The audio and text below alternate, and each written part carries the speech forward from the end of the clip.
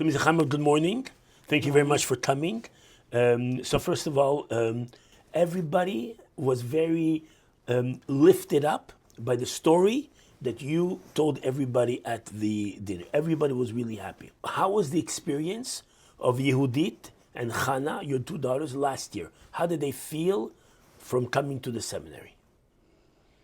Они чувствовали себя просто невероятно. Я постоянно получала от них звонки. Они рассказывали: мама, мы были вот там, мы ходили сюда, мы ходили делать мивцоим в госпиталь, мы ходили печь халу. Множество разных историй. И очень сильно они себя ощутили в море Хаббат. То, что они привыкли с детства из Украины, то, что они вынесли. Потому что в Израиле все-таки немножко мы более потеряны там в этом плане. Там много очень разных конфессий, да, и немножко мы расплываемся там. А здесь они прям вот как будто вернулись в Украину. Вот такое у них было ощущение.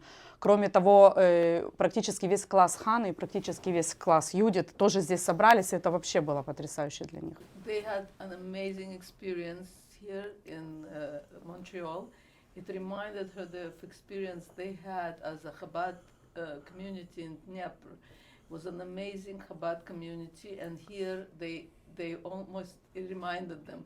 They did so many, mivtzoim, like they went to the hospitals. They went, they participated in different events, Chalabek, that Chabad organized.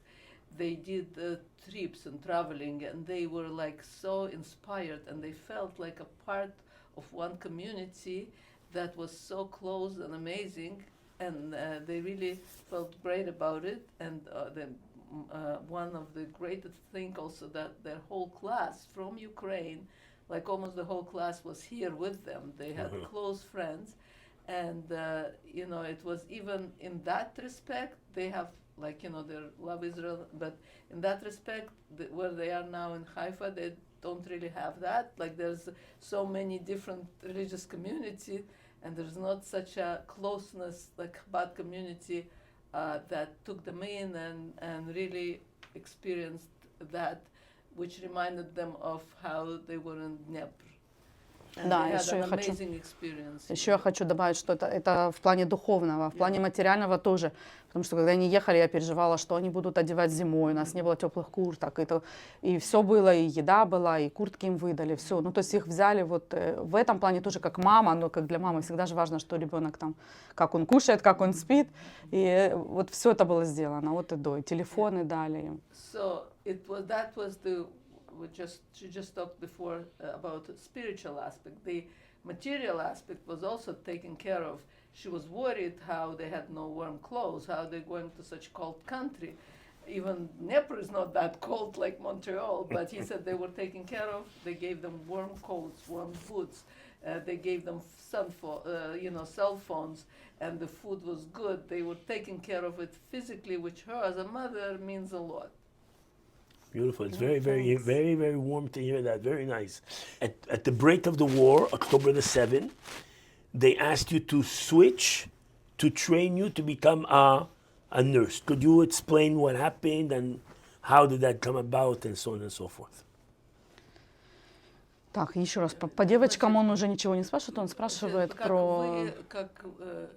Что произошло, как, вы были учительницей в детском садике, как случилось, что вы пошли работать в госпиталь? Да, я немножко объясню, что вместе с тем, что я работаю в детском саду, я параллельно учусь. И когда вот это вот все случилось, никто не знал, как будет дальше развиваться события, что будет, как будет, и поэтому они все мобилизовались, да, все службы, Мисрат Бриют, Мисрат, армия, все мобилизовались. И, естественно, мы как студенты-медики, мы подписываемся, что в военное время мы будем добровольно приходить, где бы мы ни находились, волонтерить. Ну, если вдруг какой-то вот такой, на иврите это называется мацав хирум, какое-то острое такое положение. И, соответственно, да, когда это все случилось, мы получили телефон, что будьте готовы, что мы можем вас вызвать в любой момент. Нас вызвали. Мы, конечно, много мы не могли там помогать, потому что мы только студенты. Но что-то там промывать раны, какие-то вот такие вот... Ну, на самом деле, это, наверное, самая нужная помощь для них в тот момент.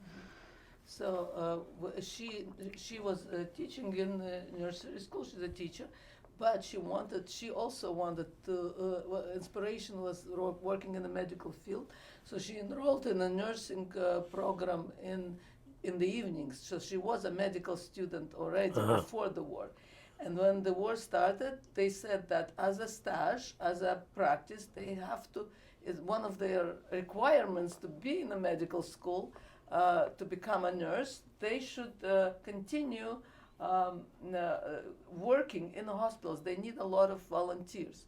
So that was the requirement, like that they, I mean, she wanted to do it, but so the whole class of those nursing students went to volunteer working in the hospitals.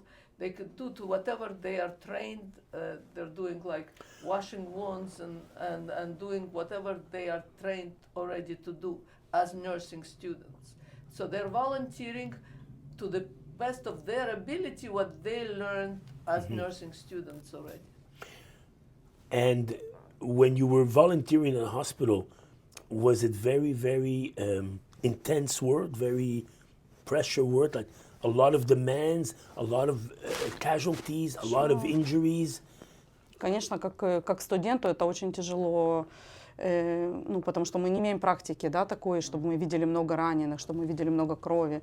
И это, да, это пугало. Во-первых, ты понимаешь, от чего эти люди, да, что это не просто, может быть, авария автомобильная, а что вот от чего они все. И это правда, это тяжело. Мы много не понимаем, как студенты. Мы никогда не были в такой ситуации. И это правда напряженная работа. Это психологически очень тяжело. Это видеть все и дети, и да, это очень сложно. It was a very, very traumatic experience for them because as students they've never been in a situation like that. They were in a school learning about nursing, but to encounter those kind of traumas, like they're wounded and some of them are children and they're like in horrible situation and they have to help and they don't always, know the best qualified, but it was extremely psychologically traumatic.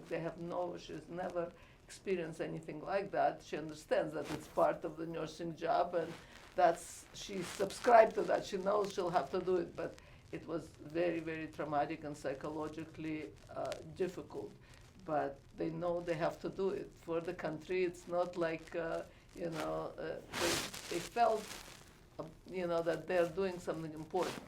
Something really important that they have to do despite the psychological impact, despite the difficulties of the process. Я хочу сказать, что они просто супер там подготовлены ко всяким ситуациям. У них настолько все отработано, каждый момент, кто что делает, вот очень четко все у них, но они не были готовы к такому количеству людей. Не были готовы к такому, вот, что вдруг вот так вот будет.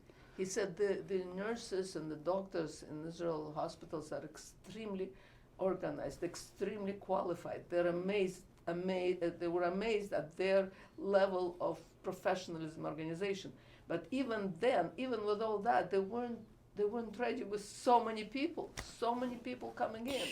They were overwhelmed, even with this perfect organization and they were so overwhelmed with the number of people coming in. And so all the volunteers, nurses were working like long shifts just to help them. To accommodate all the incoming... Extra coming. Mrs. Haimov, where were you October the 7th? Я на самом деле, האמת, אני עד הסוף לא הבנתי מה קרה בכלל. Из-за того, что мы новые в стране, это же был как раз Йом-Тов. Это был праздник, и мы все шли Симхат-Тору праздновать. И нам сказали, что ой, там что-то на юге, всегда же есть кто-то, кто нерелигиозный, кто придет и принесет последние новости. Там что-то случилось. Израильтяне начали закрывать двери в синагогу, надо закрыть. А мы же только приехали, мы никогда не видели этого мацава, как-то мы не были, мы не понимали вообще, что, мы как дети. Я говорю, ой, закрыли, ой, боятся. Мы как-то так, это все с шутками, с прибаутками. Вы были внутри синагоги? Мы пришли праздновать Симхат-Тора, да, и все, и мне сказали, ну, как женщины же всегда позже приходят, и мне муж говорит, слушай, там что-то на юге происходит, сказали, вот, будьте осторожны, там на улицу просто не выходите, мы не знаем, что, опять же, это же Йом-Тов, мы не можем звонить, мы не можем включить, узнать новости. И мы слышим, что самолеты летают постоянно, там есть аэродром рядом с Хайфой, и... Ну, как-то вроде бы мы пели, и все и как бы пели, и делали брахот на то, чтобы все это быстро закончилось, чтобы что. Но мы не понимали, что именно произошло. Но уже потом в конце праздника, когда мы узнали, и я просто, ну, я поняла, что я неправильно реагировала, что я не знала, как мне реагировать. Из-за того, что я новая в стране, я не понимала, насколько сложная действительно ситуация произошла. Ну и потом, конечно, мы уже были просто все в шоке, в ужасе. Но вся страна была в ужасе, никто не знал, что делать и как будет дальше. So they went to shul for Simchas Torah because they're like religious It's people. on October 7th, on the Shabbat, Simchas on Torah, Saturday. Yeah, they went to shul and they were dancing. And I'm sorry, which city is this? Haifa. Haifa. Yeah. So they went and they were enjoying themselves, but they're new in the country. And when people said close the door, something is happening on the. They didn't use the phones. They didn't know what's really happening. They thought overreacting. It was the first experience in Israel like this kind of experience. I mean, they did have traumatic experiences in back in Ukraine, but here they came like, you know, and here it never happened. They're new in the country. They didn't know what's happening. They said, "Oh, close the door." So they did. Something is happening. They did not, and they continued to dance and celebrate Simchas Torah. You know, like a regular Simchas Torah. They heard something is happening in the south, but they had no idea about the extent, about the what really happened. They only found out that Motzei Shabbos, Motzei Yom Tov. They only found out what really happened. Before they didn't, being new in the country, never had experienced that. They didn't realize. Well, I mean, many people didn't realize being in shuls. They don't use the cell phones. They don't use the, like the electronic devices. So they didn't know until Shabbos and Yom Tov was over what really happened. How do you feel about going back to Israel now? How do you feel about being in Israel now? Я жду вернуться, и сын мой ждет вернуться, да, потому She что... has a little boy, 11-year-old, who really waiting for her, and she wants to come back very badly. She needs her family needs her place of work needs her, so she feels she wants to come back as soon as possible. So she wasn't sure, like she wanted to come here because she didn't want to leave them, but now that she did, so she's happy she came, but she wants to go back as soon as possible. Do you feel it's secure to go back to Israel? Yes. Yes? Я думаю, что мы там больше защищены, чем где-либо, Yeah, наверное. she said what's like happening here now, she said she's more protected in Israel than here. Mrs. Haimov, is there anything you want to say to finish the discussion? Any message you want to give for the seminary or for the community here in Montreal before you go back to Israel? У меня все время в голове крутится одна история. Я хотела бы ее еще рассказать там, на ивнинге. Ну, хорошо, они написали свой текст. История такая, что у царя было два министра. Один был еврей, другой был не еврей. И вот, значит, царю не нравился еврей всегда, когда еврей там министр, всегда и царю проблемы. И он все время пытался давать им разные задания. Он сказал, я выберу из вас одного, кто лучше всего будет справляться с моими заданиями. И вот, значит, он дает им самые сложнейшие задания, поехать там в разные страны, что-то сделать. И всегда этот еврей возвращается раньше, и всегда он возвращается и хорошо все правильно делает, все. И вот в какой-то момент он посылает их там далеко-далеко в Китай что-то тоже сделать. И, значит, вернулся уже этот министр, который не еврей, ни с чем вернулся, не смог он выполнить это задание. Очень долго ждали они этого еврейского министра, не могли дождаться. В конце концов он приехал, все сделал, все хорошо, и вот царю делать нечего, он его должен оставить, потому что он лучший. И царь его спрашивает, как тебе удалось, я давал вам такие сложные задания, как это?